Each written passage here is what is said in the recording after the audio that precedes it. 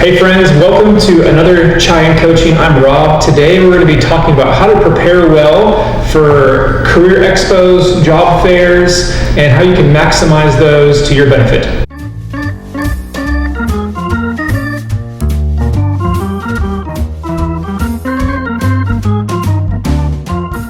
Alright guys, here at this college we've got an upcoming career expo. We've got some experience here and we're going to share how you can be best prepared and make the most of any job fair, career expo that's coming on your campus. Go ahead and introduce yourselves, friends. Hello everyone, I'm Rahul and I'm currently pursuing Masters in Electrical Engineering and I'm a Fall 17 student as well. Hey, this is Yash. I'm a Fall 17 student at UT Dallas. I'm pursuing MS ITM. Hi guys, my name is Amrit. So I'm a grad student at UT Dallas. I'm a Fall 17 student and my major is Masters in Industrial Engineering, Systems Engineering and Management. People are getting excited, classes just started, we're getting in the groove, and throughout the year there's going to be different career expos and job fairs where companies come and you have opportunities to meet, mingle, maybe even get some jobs. So you guys have some experience. We want to test your knowledge and give all you guys new students here some ideas of better ways to go about this. So first, what are maybe some mistakes or lessons learned you guys had from your first experiences at these? I think the first mistake that I remember doing is not planning the better. I think you should plan the order of the companies that you need to go for. Save the companies that have a longer line for later, because the intern fair, for example, for STEM students is only 2.5 hours. It may seem that it is a lot for a longer duration, but it is not.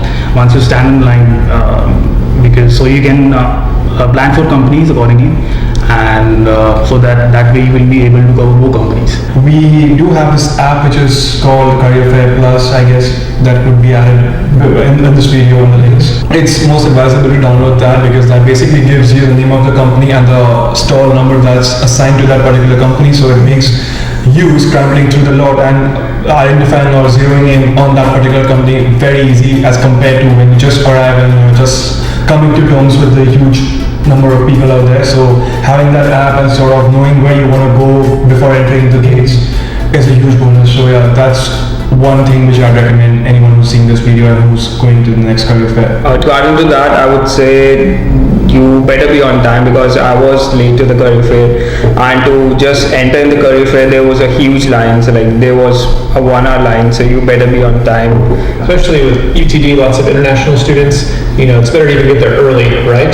Get there early, get your spot in line. The earlier you get in, the more companies you have time to hit up, right? That's right. And people with this same thought process would be coming early. So as we know, there are a lot of international students, so no amount of early is going to be early. So get earlier than early, basically. That's the bottom line. What are tips for people to prepare their resume for the career fair? There's a resume format provided by IPP. I think you can look for that, and they have separate formats for management and ECS engineering school. I think that will be a good option. Basically, tailor your resume according to what you want. There will be generic formats, be it the engineering school or be it the school of management. So you know what companies are going to come, you know what sort of positions they're going to usually look out for. Tailor your resume according to what they need, and it's basically a marketing event. You're supposed to market yourself, you're supposed to sell yourself to the best possible client.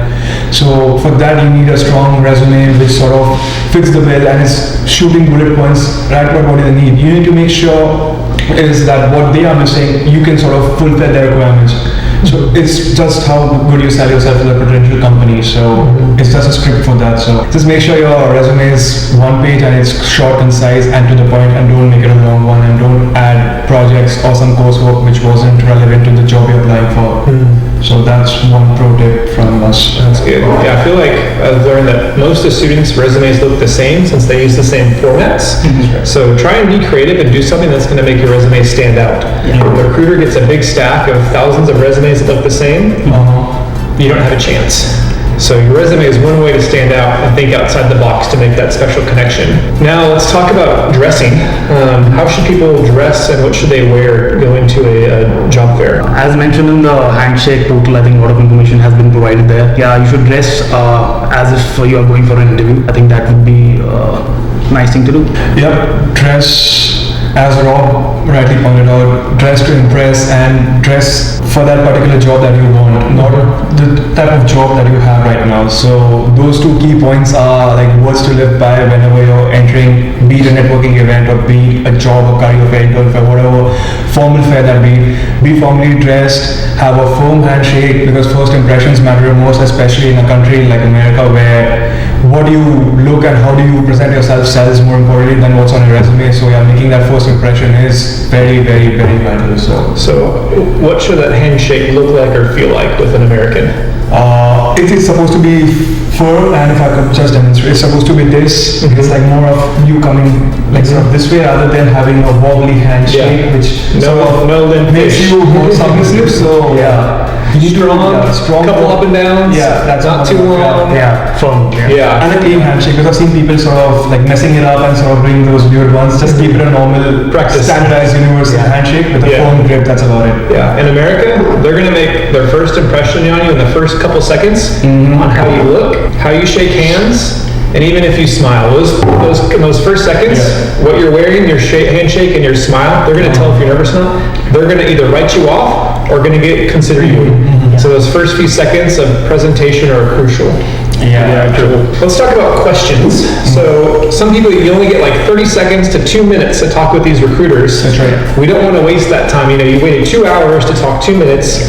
How do you maximize that time, that short window to talk? I think you can go for some specific questions that are not generally asked by other students. Yeah, true, they have mentioned some softwares or skills that you need to have in the job requirements, but you can ask for some specific questions like what all are they looking for, what knowledge do you should have to increase your chances to getting selected. I think those specific questions will do wonders for you. What are some questions people should not ask? Right off the bat, please don't ask if they sponsor you both for a CPD or for OPD, because that's pretty much specified beforehand. You will be getting a list from your school, be it the engineering school or the School of Management, which companies have a provision for CPD or OPD, and that is too clingy to ask in the very first moment. So please steer clear from not asking these questions as do they sponsor for your internship or your full time.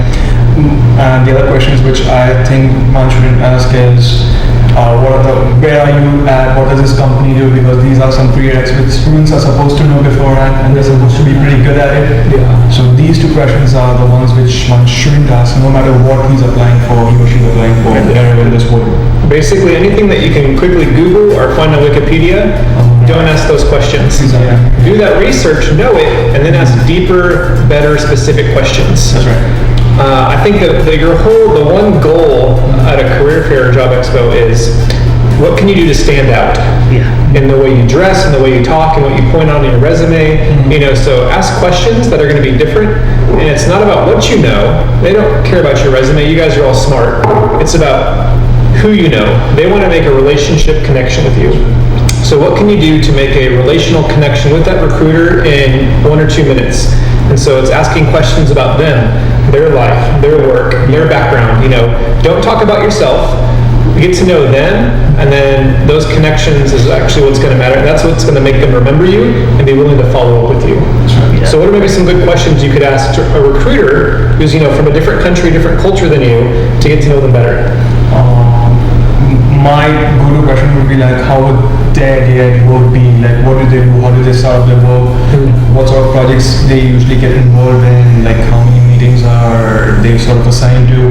How do they go about their business basically on a typical working day? So that's a good way to get the conversation started in the right note. So after that, it's pretty easy to follow up with some more questions. So that's a good foundational question to go with. So Yeah, I second that, because you can also ask them about if they have worked in different work environments, how they like working there, and I think that should work for you. Yeah, I even think personal questions are good. Like, think about the culture and things that are happening. So this first fall Career Expo is happening about the same time as the National Football League starts. It's football season. So ask them if they support, which football team in college or professional football. Are they excited for football? Which team do they cheer for? Or say, hey, I'm new to America. I don't know anything about football. Who should I cheer for? What do I need to know? Or what's the best team? Chit chat like that. Or what was a fun trip that you took this summer with your family? Get to know them as a person. Don't view it as a project or an agenda, and don't just come with a memorized script of facts of hi, this is me, this is my. Don't come with your formal presentation. It's about connecting and standing out and doing something that's going to make them remember you, like you, and want to connect again. This isn't going to get you the job, but it's a step in a process that leads to the job, and this is how networking works. This way they'll be more interested in talking to you, and the conversation, if you do this, the conversation can go beyond 2 minutes. Because every other student like coming to the career fair, like there will be like 150, 200 students, and everybody would be doing the same thing. Like they have their elevator pitch ready to just warm it out to the recruiter, like this is who I am, and like blah blah blah, and like you have to connect with the recruiter. That's good. How can people follow up? What can they do when they leave that time to set themselves up a chance for another connection? So one important thing that I've learned from these career fairs is like, if you do get the chance of getting a business card, make sure you maximize the details which are there on the business card. So I did sort of shoot that person an email which was more centric towards thanking them rather than asking them for getting my resume critiqued or asking for an internship or full-time employment for that matter. So these follow-ups really matter because that person, at least he took the initiative of sort of recollecting our meeting, and then he did sort of forward that resume to some other potential recruiter. So you never know if this clicks. It did click in my case, but it's obviously a good step in the right direction. So it's very important to sort of follow up if you have the chance to, and that follow-up should be more informal and more on a thankful note, because that person has shelled out like 5 minutes to talk to you, and he has had a day full of meeting random people, students asking for jobs. So it's a big coup for you as a student to get a reply from a potential recruiter. So make sure you maximize whatever given resources you have, and thank them for the time they've spent. They've explained their day at life in that particular company. So thank them more importantly, and please don't ask for jobs or internships again in that email. They know that you're a student, never ask for jobs and internships. So it's just a way to keep a contact, and they'll really consider you if you had a good conversation with them, and it's just a way to make them remember you. It's the relationship that leads to the job, not with the information on your resume. And so, what everyone said, being thankful is really important. Even ask them, hey, what's a good way we can follow up or stay connected? Say, can I connect with you on LinkedIn? Or, mind if I take your business card? Or better yet, have your own business card so that you can say, hey, here's my contact info. I would love to stay in touch. Would you mind, as I'm continuing my college journey, to ask you some questions as I'm learning, and would you mind be willing to, if it's okay to do that? Just kind of ask some simple open-ended questions.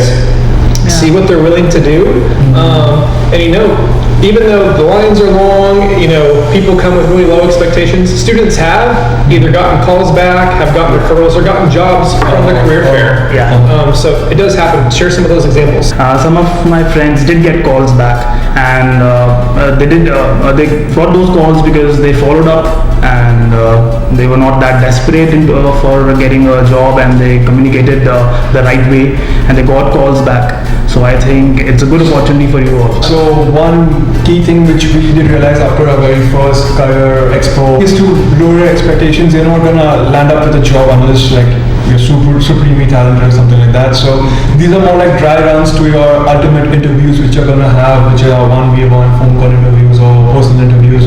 So treat these 2-minute windows which you get to talk to potential recruiters. Try picking their brain, see what sort of questions do they ask, what questions did the other students ask, because it's more of a learning curve right now what you'll be experiencing in these career fairs. So make sure you pick up these tips and bits from each and every career fair and sort of accumulate them together to condense your thoughts and it's just a dry run of sorts for your main career. Because the basic purposes of this fair is to interact with those representatives, and if you get a call back, I think it will just be a bonus for you.